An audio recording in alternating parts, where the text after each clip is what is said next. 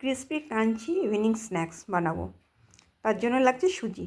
তো সুজিটা কীভাবে ব্যবহার করছি দেখো। প্রথমে কড়াইয়ে তেল দিয়ে দিয়েছি অল্প, তাতে সর্ষে আর কালো জিরে ফোড়ন দিয়েছি, আর দিয়েছি কয়েকটা কারি পাতা। দেওয়ার পর এর মধ্যে দিয়ে দেওয়া হবে সুজি। প্রায় 2 কাপের মতো সুজি নিয়েছি। সুজিটাকে একটু নেড়ে চেড়ে তারপরে এর মধ্যে জল দিয়ে দেওয়া হবে।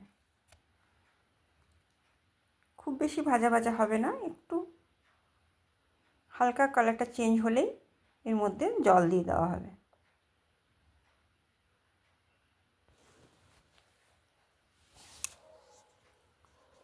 তারপর এর মধ্যে দিয়ে দেওয়া হচ্ছে নুন, স্বাদ অনুসারে নুন দেওয়া হলো, আর একটু লঙ্কা গুঁড়ো ঝালের জন্য। এখানে চিলি ফ্লেক্সও ব্যবহার করা যেতে পারে। তারপরে এই জলটা একেবারে শুকনো হওয়া পর্যন্ত নাড়তে হবে। নাড়তে নাড়তে একদম একটা ডোয়ের আকারের মতো হয়ে যাবে আর কি, এতটাই ড্রাই হয়ে যাবে সুজিটা। ঠান্ডা হলে তো আরও শুকনো হবেই, কড়াইয়ে যতটা পারা যায় একটুখানি শুকনো করে নেওয়া হবে। আর উপর থেকে দিয়ে দেওয়া হবে কয়েকটা ধনেপাতাকে কুচি কুচি করে কেটে দিয়ে দেওয়া হয়েছে।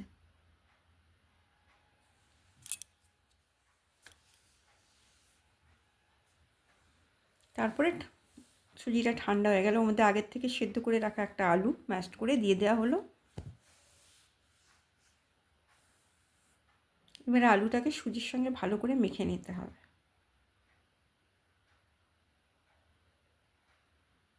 যাতে আলুটা একটু দানা দানা না থাকে, খুব ভালো করে মেখে নিতে হবে। আর ওতে উপর থেকে দিয়ে দেওয়া হবে কিছুটা মেথি পাতা। তো প্রথমে কড়াইয়ে দেওয়া হয়েছিল কারি পাতা ফোড়নে, তারপরে দেওয়া হলো ধনে পাতা, এইবার দেওয়া হলো একটু মেথি পাতা। খুব ভালো করে মেখে নিয়ে লেচি কেটে নিচ্ছি।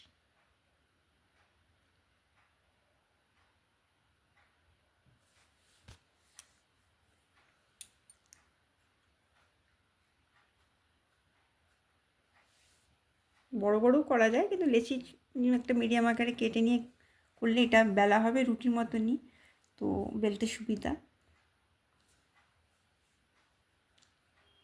এবার কড়াইয়ের মধ্যে তেল চাপিয়ে দেওয়া হলো গ্যাসে, আর এটা ফুল ফ্লেমে হবে।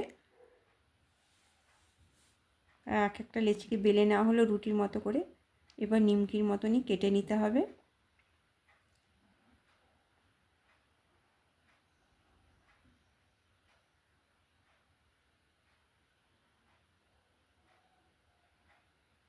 এই থিকনেসটা থাকবে আর কি, অতটাই মোটাভাবে বেলতে হবে,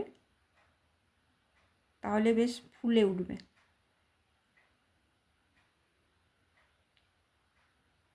এইভাবে সব লেচিগুলোতে কেটে কেটে নিমকির মতো, বা কেউ যদি স্কোয়ার করতে চাও স্কোয়ারও কাটতে পারো।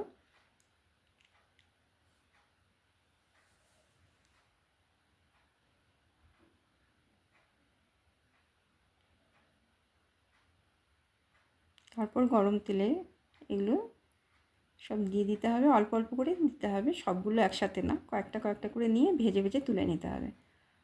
গরম গরম খেতে বেশ মুচমুচে খুব ভালো লাগে। অনেক রকমই তেলে ভাজা করে খাওয়া হয়, এটা একটু আলাদা স্বাদে করলাম, তো ভাবলাম তোমাদের সঙ্গে একটু শেয়ার করি। তোমরাও বানাও, আর আমার বানানোটা কেমন লাগলো জানিও। আশা করি ভালো লাগবে, একবার অবশ্যই বানিও, টেস্ট পাল্টাবে একটু। দেখো বানানোর পর এরকম তৈরি হচ্ছে ক্রিসপি ক্রাঞ্চি, বেশ ভালো লাগে। সন্ধ্যের দিকে চা দিয়ে খেতে খুবই মুচমুচে। তোমরাও বানাও, তোমাদের এই ভিডিওটা কেমন লাগলো জানিও। তোমাদের কমেন্টসের অপেক্ষায় রইলাম। লাইক শেয়ার অবশ্যই করো।